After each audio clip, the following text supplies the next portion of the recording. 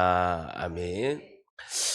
남녀 관계 바이블이라고 하고 연애 교과서라고 불리는 세계적인 베스트셀러 책이 있습니다. 여러분 집에 가보면 우리가 다 있고 우리 대한민국도 100만 부나 팔렸던 한 2020년도까지 100만 부가 팔렸던 유명한 책이 있습니다. 어떤 책입니까? 예? 뭐라고요? 사랑은 뭐라고요? 사랑의 언어? 아니에요. 저 이제 질문 안 해요. 새 책 없어요, 이제 성경책. 그또 유일하게 딱 하나 있었는데, 예, 기부했어요. 화성에서 온 남자, 금성에서 온 여자. 이 책이 한국만 해도 100만 부 넘게 팔렸습니다. 40년 동안 상담 전문가로 활동하고 있던 존 그레이 박사가 저자인데요. 2만 5천 명을 임상 실험했습니다. 2만 5천 명의 커플과 상담을 통해서 남녀 간의 갈등이 왜 일어나는가 그걸 연구를 했죠. 원인을 규명했는데 그것은 남자가 여자가 남자를 본질적인 차이점을 잘 모른다는 거예요. 다시요. 남자는 여자의 본질적인 차이점을 잘 모르고 여자도 남자의 본질적인 차이점을 잘 모르니까 화성에서 온 남자, 금성에서 온 여자처럼 각각을 잘 모르니까 갈등이 일어난다라는 것이죠. 그만큼 여자와 남자가 본질적으로 차이점이 많이 있다는 것을 우리가 알 수가 있습니다. 교회 담임 목사는 영원한 숙제와 소망이 있습니다. 그것은 남자 우리 성도님이 은혜를 받고 변화를 하는 것이 모든 교회의 담임 목사의 소원이라고 할 수 있습니다. 왜냐하면 교회에 보면 여자 집사님이 수가 더 많아요. 그리고 여자 집사님들은 감성적이기 때문에 변화도 빠르고 은혜도 빨리 받고 은혜를 받은 것이 눈에 이렇게 표시가 날 정도로 금방금방 은혜가 받죠. 왜냐하면 여자분들은 감성적이거든요. 그리고 이렇게 은혜를 받는 것을 이렇게 표현도 이렇게 잘 하고 근데 어느 교회든지 이제 공통적으로 남자 집사님들은 변화가 느리고 변화 받는데 시간이 많이 걸린다는 거예요. 우리는 한번 이렇게 은혜를 받으면 오랫동안 이제 묵직하게 이렇게 교회를 섬기고 하는 거는 남자분들이 이렇게 하는데 시간이 많이 걸리고 변화 받는데 좀 느리다라는 것입니다. 직장이나 사업터에서도 자기의 어떤 감정을 표현하는 것에 익숙하지 않고 자기가 힘들거나 아니면 좀 뭐 이렇게 감정적으로 어떤 표현을 하는 것을 직장에서는 좀 이렇게 심약하고 이렇게 좀 좋지 않다라고 평가하기 때문에 감정을 숨기고 표현하지 않는 것에 익숙하죠. 그러니까 은혜를 받는데 시간이 좀 많이 걸린다라는 것입니다. 특히 뭐 경상도 남자들은 표현을 더더욱 안 하죠. 아는, 밥 먹자, 자자, 뭐 이 정도로 끝나니까 표현을 잘 안 합니다. 어쨌든 교회에서는 큰일 하려면 남자 집사님들이 은혜를 이제 많이 받아야 교회가 이제 큰 일로 나갈 수 있습니다. 그래서 저도 한 15년, 14, 15년 이제 목회자로 있습니다만은 이제 어르신 목사님들 만나면 우리가 만나면 질문 딱 하나입니다. 우리 남자 집사님들 어떻게 하면 은혜를 잘 받을 수 있습니까? 한 40년 목회한 이제 원로 목사님들이 교육할 때 그 질문이 이제 제일 많이 나오죠. 그러면 이제 어르신 목사님이 이렇게 합니다. 성령의 충만한 은혜를 받으며 변화가 됩니다. 라고 이렇게 대답합니다. 뭐 정필도 목사님도 그래 말씀하셨습니다. 남자 집사님들이 성령의 충만한 은혜를 받으면 변화가 됩니다. 저도 한 15년 목회를 해보니까 그게 정답인 것 같아요. 성령의 충만한 은혜를 받으며 변화가 된다라는 것이죠. 오늘 말씀을 통해서요. 질문은요. 성령의 충만한 은혜를 어떻게 받을 수 있을까요? 라는 것입니다. 질문이 뭐라고요? 성령의 충만한 은혜를 어떻게 받을 수 있을까요? 성령의 충만한 은혜를 받으면 변화가 되고 남자 집사님들이 큰 은혜 가운데 교회에서 주역이 될 수 있다라는 거예요. 예? 부장을 싹쓸이 할 수 있다라는 거예요. 남자 집사님들이. 여전히 여자 집사님들이 좀 많이 싹쓸이가 되어 있습니다. 안타깝지만 어쨌든 이제 어떻게 하면 성령의 충만한 은혜는 어떻게 받을 수 있을까요에 대한 교훈을 얻고자 합니다. 오늘 두 인물이 등장합니다. 18장 24절에 보게 되는데 아볼로라는 인물이 등장하고 19장에는 세례 요한의 제자들 12명이 이렇게 등장하는데 이 두 인물을 통해서 성령은 충만 은혜를 어떻게 받을 수 있을까요?를 우리가 한번 살펴보고자 합니다. 18장 24절에 보게 되면 알렉산드리아 동그라미 쳐보세요. 알렉산드리아 어디냐면 이집트의 수도입니다. 이집트의 수도. 세계에서 가장 큰 도시는 로마. 이탈리아 로마가 가장 그 당시에 큰 도시고 두 번째 큰 도시는 이집트의 알렉산드리아. 대단한 도시입니다. 그 알렉산드리아에서 난 동그라미 쳐보세요. 아볼로라는 어떤 사람이요? 유대인이 있어요. 유대인인데 세계에서 두 번째로 큰 알렉산드리아에서 태어난 아볼로라는 사람이 있었습니다. 그 사람이 지금 어디에 있어요? 에베소에 있는 거예요. 에베소에 있으니 이 사람의 특징이 뭡니까? 언변이 좋고 뭐라고요? 성경에 능통한 자라. 여기서 말하는 성경은 구약 성경이죠. 2000년 전에는 신약 성경이 없었으니까 구약 성경에 능통한 자다라는 겁니다.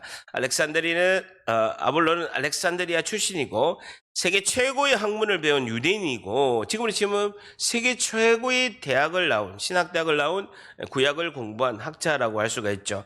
이 사람이 언변이 좋다는 거예요. 설득력이 있고 로고이아라는 단어는요. 설득력이 있고 논리적이고 달병다라는 거예요. 아주 연설을 잘하는 거예요. 언변이 좋고 거기서 더더욱 나가서 성경이 능통하다는 구약 성경을 잘 아는 자다라고 설명하고 있습니다. 자, 그러면서 18장 25절 아볼로가 어떤 사람인가를 자세히 설명하고 있습니다. 18장 25절 시작.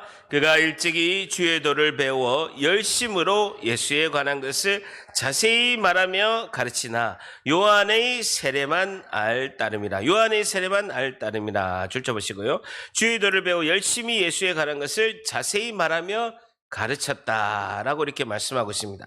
주의 도, 이것은 메시아가 어떻게 오실 건가라는 것입니다. 시편과 이사야 말씀에 나오는 표현인데 메시아가 오는 길을 말하는 거예요. 그러니까 주의 도라는 것은 주의 길이라는 것은 아볼로가 일찍이 구약을 배웠는데 구약에서 말하는 메시아, 이 유대인들은요 구약에서 메시아를 기다리고 있는 거예요. 다윗과 같이 솔로몬과 같이 이 로마의 압제를 당장이라도 승리할 수 있는 정치, 경제, 문화, 군사적으로 대단한 로마를 압제할 그 최고의 권력자 메시아, 하나님의 아들 메시아, 그 사람이 오게 되는데 그 사람이 예수님이다까지는 자기가 가르쳤다라는 거죠. 구약에 말하는 메시아 그리스도가 예수님이다. 그런데 요한의 세례만 알 따름이다라는 것입니다. 세례 요한이 누굽니까? 많은 사람을 세례주고 회개를 시키고 누구를 가르쳤습니까? 메시아가 예수님이다라고 그까지만 가르쳤다는 거예요. 다시요. 세례 요한만 알았다. 이 말은 뭐냐면요. 세례 요한이 한 역할이 뭡니까? 당신들 회개하라! 라고 회개의 세례를 준 거예요. 회개의 물세를 주고 예수님이 오니까 내가 이 예수님의 신발끈도 매지 못한다. 메시아가 예수님이다. 여기까지가 세례 요한의 역할을 했거든요. 세례 요한이 마지막 선지자로서 그 역할을 했거든요. 그러니까 아볼로도 거기까지만 하는 거예요. 우리가 그렇게 구약에서 말씀하고 있는 이 메시아, 우리가 그렇게 대망하고 소망하고 있는 그 메시아가 누구냐? 예수님이다. 여기까지만 하는 거예요. 그 뒤에 없는 거예요. 예수님의 십자가 사건과 3일 만에 부활하신 그 권능의 능력과 그리고 성령이 함께 하심으로 우리의 삶을 이끌고 함께 하시는 그 은혜, 이거 모르니까, 그 당시에 구약 성경밖에 모르니까 그걸 설교를 할 수가 없는 거예요. 우리가 그렇게 기다리고 있는 분은 예수님입니다. So what? 우리가 예수님을 믿어서 내 죄를 대신하여 십자가에 죽으신 예수님을 믿어서 구원을 받았습니다. 그 다음에는 구원받은 백성들이 살아야 되잖아요. 어떻게 사느냐? 부활하신 예수님과 그 생명의 능력이 된, 권능의 능력이 된 예수님과 함께 동행하고 성령이 함께 하심으로 진리의 말씀 가운데 나아가고 오직 그분과 함께 하시고 그 성령의 권능의 능력으로 영적 전쟁을 치르면서 나아가는 거, 이거 모르는 거예요. 아볼로가 아는 게 그거밖에 없으니까 거기까지만 설교를 한 것이죠. 자, 그런데요, 26절에 보세요. 26절 한번 같이 있습니다. 시작. 그가 회당에서 담대히 말하기를 시작하거늘 브리스길라와 아굴라가 듣고 데려다가 하나님의 도를 더 정확하게 풀어 이르더라. 그가 회당은요, 에베소 회당에서 담대히 이야기하는데 예수님이다, 여기까지만 이야기하는 거예요. 그런데 브리스길라 아굴라 집사님이 그 목사님, 아볼로 목사님이 하는 설교를 딱 들어봤는데요, 조금 부족한 거예요. 부족하다 생각이 드는 거예요. 그래서 아볼로 목사님께 면담을 신청하는 거예요. 면담을 신청하다 데려다가 줄 쳐보세요. 하나님의 도를 동그라미 쳐보세요. 더 정확하게 풀어 이르더라 라는 겁니다. 더 정확하게 풀어 이르더라 라는 것입니다. 풀어 이르더라 라는 것은 에크티메데미라는 단어인데 자세히 설명하다, 설득하다라는 거예요. 그러니까 브리스길라 아굴라 집사님이 들어보니까 아볼로 목사님이 맞는데 조금은 여기까지 좀 부족하다라는 이렇게 생각이 드는 거죠.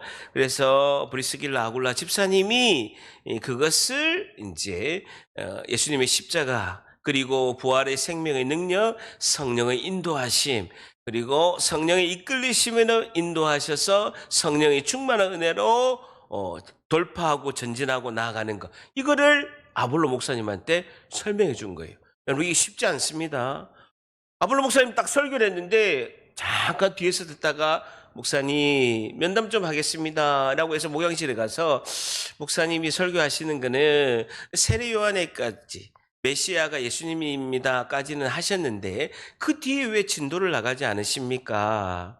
예수님의 그 십자가와 부활의 생명의 능력과 성령의 인도하심과 하나님의 그 놀라우신 영광의 은혜, 이것을 진짜 구원받은 백성이 어떻게 살아야 되는가? 성령의 세례를 받고 구원받은 백성이 성령의 충만함을 받아서 어떻게 영적 전쟁을 치르고 나아가야 되는가를 말씀해야 되지 않겠습니까? 라고 하는데 본인이 경험을 안 했잖아요. 본인이 알지 못하잖아요. 왜냐하면 예수님의 그 십자가 사건 이후에는 다 흩어져 버렸거든. 본인이 배울 경험도 알 경험도 없기 때문에 그냥 학자고 언변가고 달변가고 구약 성경만 알기 때문에 본인이 모르니까 그것을 설명 못했는데 그 두 집사님이 브리스길라 아굴라 집사님이 이야기한 걸 그대로 수용합니다. 여러분, 브리스길라 아굴라 집사님은 누구한테 배웠어요? 바울에게 배웠잖아요. 바울하고 고린도에서 만나가지고 텐트, 귀족의 그 별장을 짓는 텐트를 짓다가 바울이 전한 복음을 한 거예요. 바울은요, 부활하신 예수님을 만나고 아라비아에서 그 놀라우신 그 예수님과의 충만한 은혜를 경험하고 살아계신 그 성령의 충만함을 가지고 그 예수님을 만난 이후에 우리가 어떻게 살아야 하는 진짜 복음을, 구원받은 백성은 이 땅에서 어떻게 살아야 되고 어떻게 영적 전쟁을 치러야 되고 성령의 충만함을 어떻게 받아서 해야 되는가를 브리스길라 아굴라 집사님은 들은 거예요. 들은 거를 전달하는 거예요. 근데 아볼로 입장에서는요, 이걸 받아들인다는 건요, 굉장한 충격입니다. 굉장히 어렵습니다. 여러분, 저도 담임 목사고, 저도 뭐 성경 알만 알고, 뭐 저는 이제 뭐 많은 걸, 은혜를 경험했는데, 만일 집사님이 와서, 목사님, 설교가 한 15% 부족합니다. 이렇게 해야 됩니다. 라고 하면 받아들이기가 쉬울까 하는 의문이 있어요. 근데 아볼로는 받아들이는 게 중요한 거예요. 그 결과 어떻게 됐는가? 아볼로는 받아들였어요. 아, 이게까지가 아니구나. 구원받은 백성이 십자가와 부활과 성령의 충만함으로 살아야 되는 것을 본인이 깨닫고 설교를 하는 거예요. 27절에 아볼로가 아가야 고린도로 건너가고자 하므로 형제들이 그를 격려하며 제자들에게 편지를 써 영접하라 하였더니 그가 감의 은혜로 말미암아 믿은 자들에게 많은 유익을 주게 되고, 28절 같이 있습니다. 시작. 이는 성경으로서 예수는 그리스도라고 증언하여 공중 앞에서 힘있게 유대인의 말을 이김이니라. 힘있게 동그라미 쳐. 예전하고 다르게 강력하게, 격렬하게라는 뜻입니다. 힘있게라는 단어가 유토노스라는 단어인데요, 강력하게, 격렬하게 설교라는 걸 볼 수가 있죠. 유대인의 말을 이김이라 라는 것입니다. 구약에만 지식적으로 알고 있던 아볼로가 그 브리스길라 아굴라의 그 충고를 말을 듣고 본인이 겸손히 순종하는 마음으로 공중 앞에서 힘있게 진리를 선포하는 것을 볼 수가 있죠. 여러분, 하나님께서는 큰 능력이나 어떤 능력을 가진 하나님의 백성을 하나님이 그런 백성만을 원하고 있는 것은 아닙니다. 아볼로처럼 단지 그 상황에서, 그 환경에서 작은 일이 일어났을 때 순종하고 충성하는 것이 필요하다라는 것이죠. 우리가 하나님의 심판대에서 하나님 앞에 설 때 예수님께서 이렇게 직접 말씀하셨습니다. 판결을 내리시는데 마태복음 25장 21절에 주인이 이르되 잘하였도다. 착하고 충성된 종아. 절단합니다. 착하고 충성된 종아. 한 번 더. 착하고 충성된 종아.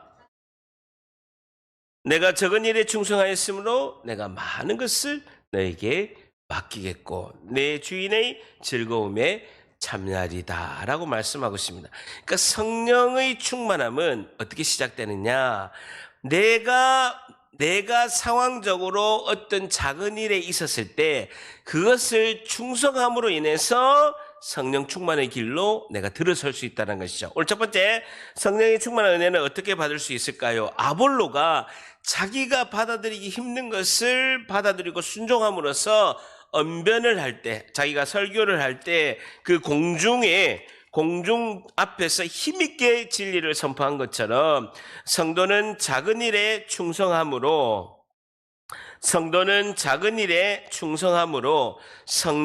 충만한 은혜로 나아갑니다라는 것이죠. 성도는 작은 일에 충성함으로 성령의 충만한 은혜로 나아갑니다라는 것입니다. 성도는 작은 일에 충성함으로 성령의 충만한 은혜로 나아갑니다라는 것입니다. 여러분, 오늘 굉장히 피곤하잖아요. 수요일 얼마나 피곤합니까? 수요일은요 10분에 집중하기 힘들어요. 저녁에는. 그 정도로 수요일 굉장히 하루를 보내고 하루 종일 일과를 보내고 피곤한데도 수요일 저녁에 정말 쉬고 싶잖아요. 쉬고 싶은데도 이 예배 자리로 나아가는 것, 이것이 성령의 충만한 은혜로 나아가는 출발이라는 거예요. 이해가 되시죠? 여러분, 여러분 7시가 겁입니다. 100% 가까마까. 맞잖아요. 여러분 7시에 6시 45분에 오늘 수요 예배 가까마까 갈등하는 거 제일 많이 갈등하는 사람 누군지 압니까? 저예요. 설교를 해야 되잖아요. 수요 예배 설교해 줬으면 좋겠다. 우리 장대영 집사님 한번 모시겠습니다.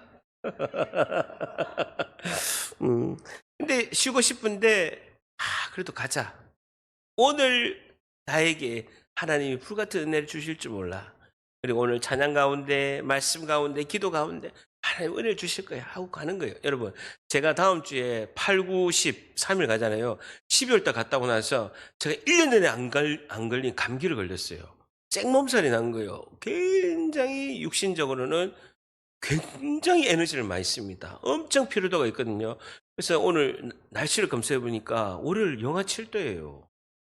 추운데 여러분 4시간 반 차 몰고 가서 수요일 날도 4시간 반 하고 월요일 날 새벽 5시에 4시간 반 이렇게 해서 하루에 10몇 시간 기도하고 육신적으로 굉장히 피곤합니다. 그런데도 하나님께서 인도하시고 이끄시는데 내가 에너지를 써서 힘을 내서 가면 그것이 성령의 충만한 은혜의 출발이라는 거예요. 여러분, 출발은 어떻게 됐냐? 작은 일에 순종할 때 성령의 충만을 가는 거예요. 우리는 잘 안 하지만 보통 교회에서 부흥회 같은 거 이렇게 하면 그게 가까마까 가다가 은혜를 받는 거. 우리 교회 학교 아이들은 여름 캠프, 겨울 캠프 가까마까 하다가 가면서 또 이렇게 은혜를 받는 것처럼 그때의 아볼로도 브리스길라 아굴라를 야단칠 수 있어요. 무슨 소리냐? 나처럼 구약에 능통하고 알렉산드리아에서 나처럼 공부한 사람이 어디 있어? 아니, 당신은 말이야 텐트나 만들고 기술자 주제에 그렇게 하는 게 어디 있어? 라고 하면 그만큼 청중들에게 강력한 성령이 충만한 메시지를 할 수가 없어요. 할 수가 없다. 근데 브리스길라 아굴라 이야기를 딱 들으면서 순종하니까 파워풀한 메시지가 나오는 거예요. 그때그때 절단합니다. 하나님이 주시는 때에 순종할 때 성령의 충만함이 시작된다. 그럽니다. 자, 그럼 19장 1절 보게 됩니다. 바울이 드디어 3차 전도 여행 때 에베소로 가게 됩니다. 19장 1절에는 세례 요한의 제자들이 케이스입니다. 19장 1절에 보게 되면 아볼로가 고린도에 있을 때 줄쳐보세요. 아볼로가 이제 브리스길라 아굴라의 충고를 듣고 고린도로 가서 사역하게 되고요. 아볼로는 에베소에서 브리스길라 아굴라를 만나서 복음에 대한 정확한 가르침을 받은 후에 아가야 지방 고린도에 있을 때에 고린도에서 복음을 전할 때 바울은 윗지방으로 다녀 다시 에베소에 와서 바울은 에베소에 와서 줄쳐보세요. 바울은 3차 전도 여행 가려고 했던 에베소에 오게 되고 그때 아볼로가 고린도에 가게 됩니다. 어떤 제자들을 만나 어떤 제자 동그라미 세례 요한의 제자들을 말합니다. 세례 요한의 제자들을 말하게 됩니다. 자, 그럴 때 바울이 세례 요한의 제자들에게 19장 2절 이렇게 질문합니다. 19장 2절 시작. 이르되 너희가 믿을 때에 성령을 받았느냐? 이르되 아니라 우리는 성령이 계심을 듣지 못하였노라. 너희가 믿을 때에 성령을 받았느냐? 좋죠. 바울이 신앙의 통찰력으로 세례 요한의 제자들에게 탁 전공을 찔러서 질문하게 됩니다. 너희가 믿을 때에 예수님을 만날 때 성령 세례 받았느냐라는 거예요. 예수님을 믿을 때 성령 세례를 받았느냐? 예? 성령이 계심을 알지 못합니다. 라고 이야기합니다. 예수님을 믿을 때 성령을 받았느냐? 성령 세례를 받았느냐? 라고 하는데 그때 믿을 때에 동그라미 치시고 성령을 받았느냐 동그라미 치시고 시제가 같은 시제예요. 그러니까 예수님을 믿는다는 것은 성령 세례를 받는 거예요. 예수님을 믿는다, 성령 세례를 받는다, 구원을 받았다. 같은 말이라는 거예요. 다시 전합니다. 예수님을 믿는다, 구원을 받았다, 성령 세례를 받았다. 같은 이야기. 성령 세례는 일생에 몇 번? 한 번. 단 한 번, 단회적인 사건이에요. 단회적인 사건이라고요. 그럴 때 김 목사처럼 막 불같은 은혜를 받는 경우는 1000명에 10,000명에 1명이라고 한다면 그냥 아무 느낌이 없이 그냥 입술로 예수님을 믿습니다. 이제까지는 내가 주인이 되어서 내 삶을 살았습니다. 앞으로는 예수님이 나의 주인 되셔서 삶을 살고 예수님만 믿고 예수님 나의 주인 된 삶을 살겠습니다. 예수님 나의 인생을 책임져 주시옵소서. 예수님의 이름으로 간절히 기도합나이다. 라고 할 때 거의 대부분은 느낌이 없지만 예수를 구주로 시인하고 입술로 고백하는 것은 성령이 아니고서는 할 수 없다라는 것이죠. 그래서 성령 세례, 구원을 받았다, 예수님을 믿었다, 이것이 같은 말로서 단일회적인 사건이다. 대부분은 느낌이 없다. 그러나 우리가 입술로 고백하는 것은 성령이 아니고서는 그렇게 할 수가 없다. 정리가 되죠? 다시 따라합니다. 성령 세례, 예수님을 믿는다, 구원을 받았다. 세 개는 동일한 거다. 동일한 거. 아시겠죠? 그럼 성령 충만은 뭐냐? 성령 세례를 받은, 구원을 받은 우리가 소낙비와 같은 은혜, 보슬비와 같은 은혜, 그것이 받고 주의 일을 하기 위해서, 힘을 내서 가기 위해서는요, 군인이 전쟁하기 위해서는 전투복을 입고 총을 가지고 군화를 신고 전투모를 쓰고 나가는 것처럼 우리가 이 땅의 세상을 이기면서 나아가기 위해서는 영적 전쟁에서 이기기 위해서는 성령이 충만한 은혜를 주신다는 거예요. 성령 세례를 받은 구원받은 우리에게 성령이 충만한 은혜를 주신다는 거예요.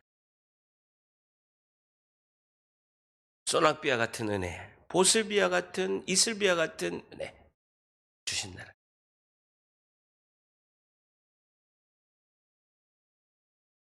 목사가 성령 충만함이 없으면 설교 못해.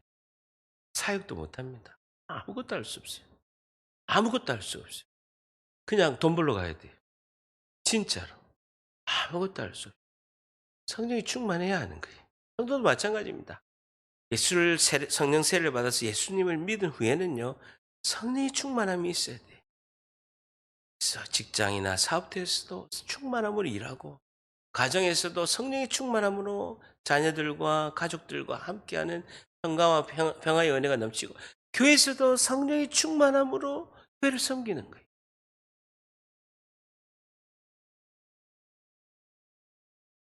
절대랍니다. 하나님이 나를 통해서 하실 일은 성령의 충만함으로 하는 것이다. 그 외에 육신적으로 하고 나의 의로 하면요, 너무 힘든 거예요. 번아웃 되고 너무 힘드는. 성령의 충만함이 있어야 된다는 거예요. 그죠?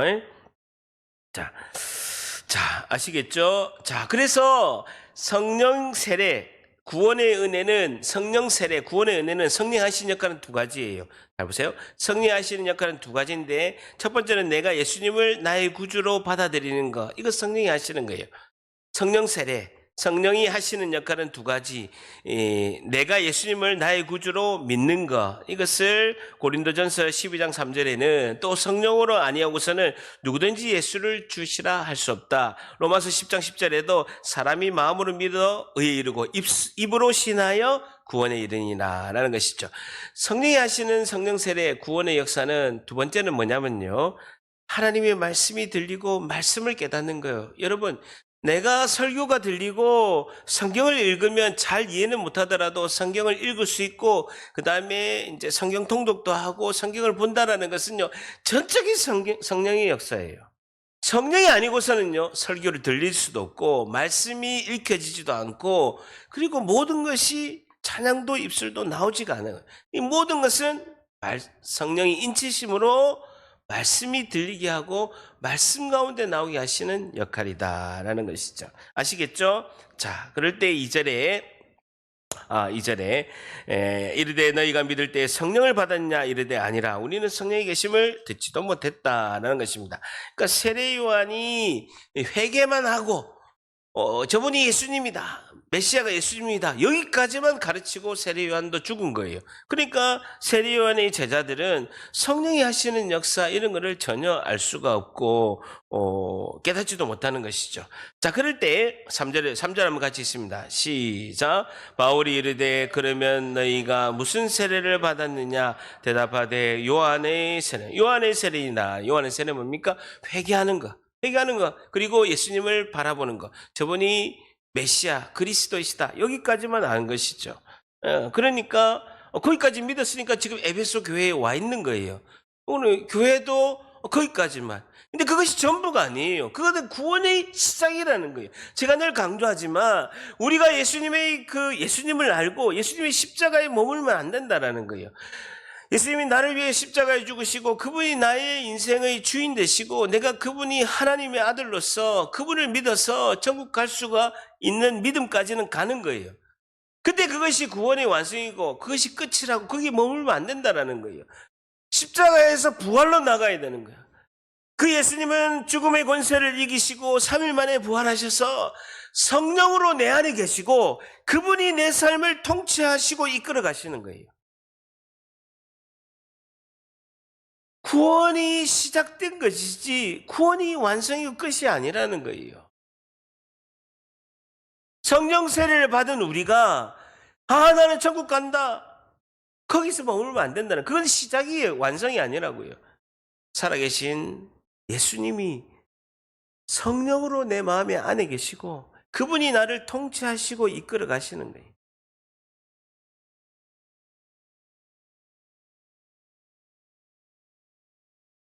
갈라디아 말씀에 보면 술 취하지 마라. 술이 취한 사람이 어떻게 행동합니까?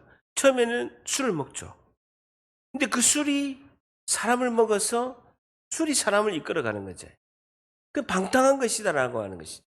너희들은 성령의 충만함을 받으라는 거예요. 대조가 딱 되잖아요. 술이 사람을 먹어서 사람이 머리를 붙잡고 술이 사람을 이끌어가는 것처럼 반대로 성령이 우리를 통치하셔서 성령이 우리를 이끌어가야 된다. 여러분, 가장 깊이 가장 많이 기도해야 되는 것이 성령의 충만함입니다. 그 반드시 기도해야 됩니다. 방법이 없어요. 성령의 충만함은요, 말씀과 기도 외에는 없어요. 다른 거 없다고요. 다른 거 있으면 없어요. 제가 뭐 다른 거 있는 게 아니고 저도 말씀 기도 외에는 없어요. 말씀 기도할 때 제일 첫 번째 기도한 것은요, 하나님 성령의 충만한 은혜를 부어주시옵소서. 절대합니다. 하나님 성령의 충만한 은혜를 부어주시옵소서. 사도행전 2장에 120명의 예수님의 제자들, 이미 구원받은 사람이에요. 성령 세례를 받은 사람이에요. 그들은 이미 구원을 받았습니다. 그러니까 예수님의 제자죠. 그래서 예수님께서 너희들은 어디 가지 말고 예루살렘에서 기다려라. 기도하고 있으라라고 한 거예요. 그 마가의 다락방에 120명이 열흘 동안 기도하고 있었습니다. 그때 사도행전 2장에 성령이 불의 혀같이 각자의 머리 위에 임한 거예요. 그들이 방언을 하고 보니까 머리 위에 불의 혀같이 다 불이 다 있는 거예요. 이사야 60장 여호와의 영광이 내 위에 임하였으니라. 그들은 이미 성령 세례를 받은 자들이. 그런데 성령의 충만함이 사도행전 2장에 일어나게 된 거예요. 우리가 성령 세례를 받은 구원받은 우리가 간절히 소망하는 건요, 성령의 충만함이. 성령이 충만한 사람의 특징이 뭔지 아십니까? 네? 설교 듣고 계십니까? 성령이 충만한 사람은요, 표시가 나요. 여러분, 누구나 봐더라도 집사님은 성령 충만하시네요. 표시가 난다고요. 특징이 뭐겠어요? 뚱뚱하다고요? 눈에 불이 납니다. 눈에 불이.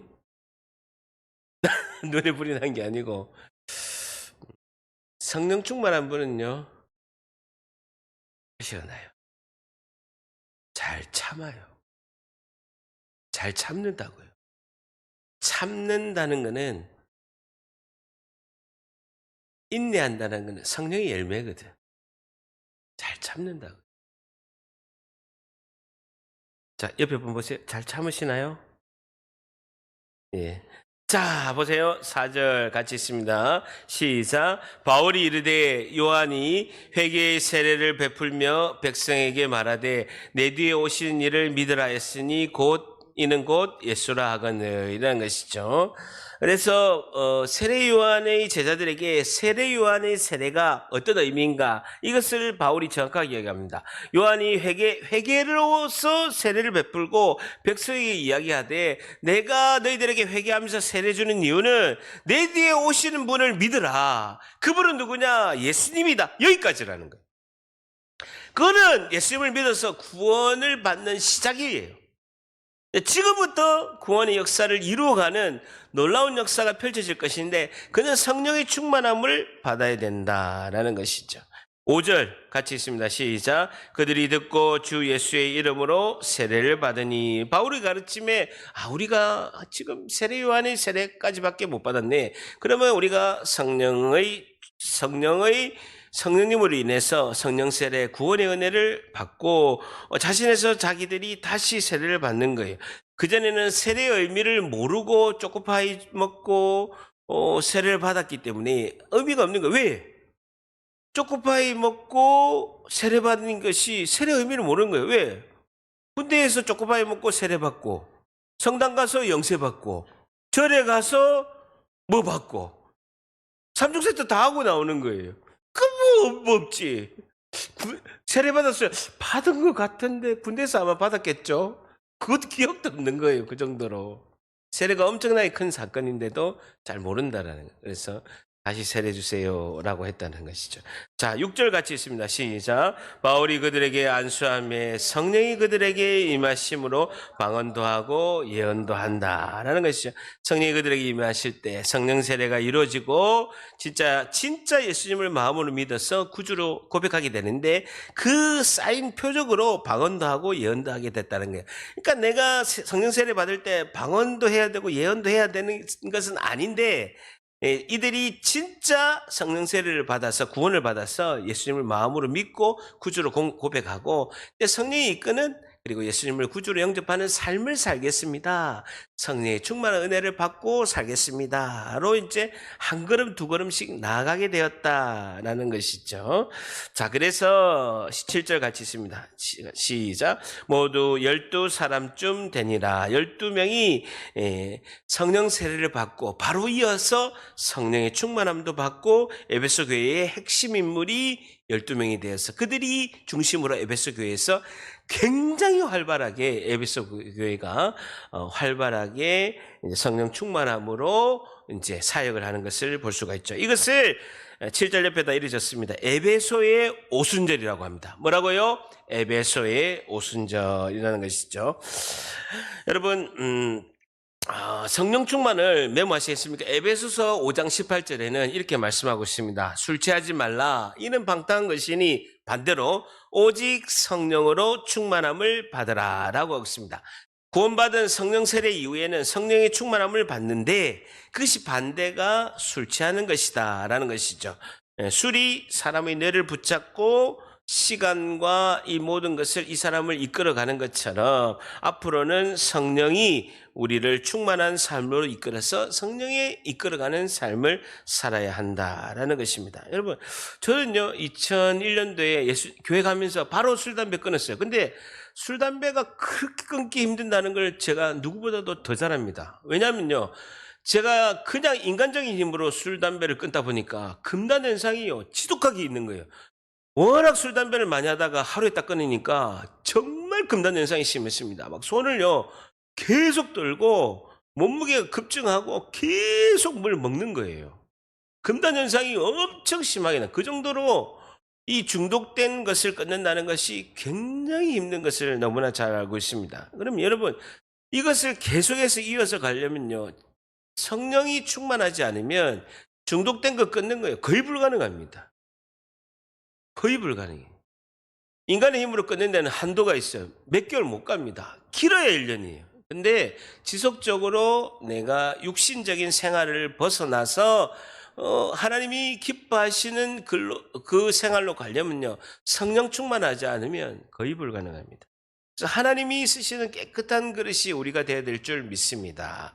그래서 성령 충만한 길로 가기 위해서는요, 성령의 열매가 맺어져야 되고 우리의 그 순종하는 노력이 필요하다는 거예요. 갈라디아서 5장 21절에는 이렇게 말씀하고 있습니다. 메모하십시오. 갈라디아서 5장 21절에는 투기와 술 취함과 방탕함과 그와 같은 것들이라 전에 너희가 경계한 것 같이 경계하노니 이런 일을 하는 자는 하나님 나라를 유업으로 잊지 못한다라는 거예요. 그러니까 성령의 충만함이 있으면 당연히 안 하지만 성령의 충만함의 은혜를 받기 위해서는 먼저 투기와 술 취함과 방탕함을 벗어나야 된다. 그러면서 성령의 충만함이 있으면 22절에 오직 성령의 열매는 사랑, 희락, 화평, 오래 참음 있잖아요. 내가 사랑하고 희락하고 화평, 오래 참음, 자비와 양성과 충성과 온유와 절제니 이것을 금할 법이 없다라는 것이죠. 성령의 충만함은 반드시 열매가 있습니다. 사과나무 열매에 맺듯이 성령의 충만한 사람분들은 성령의 열매가 맺히는 게 그것이 제일 먼저 눈에 띄는 것이에요. 인내하고 오래 참음입니다.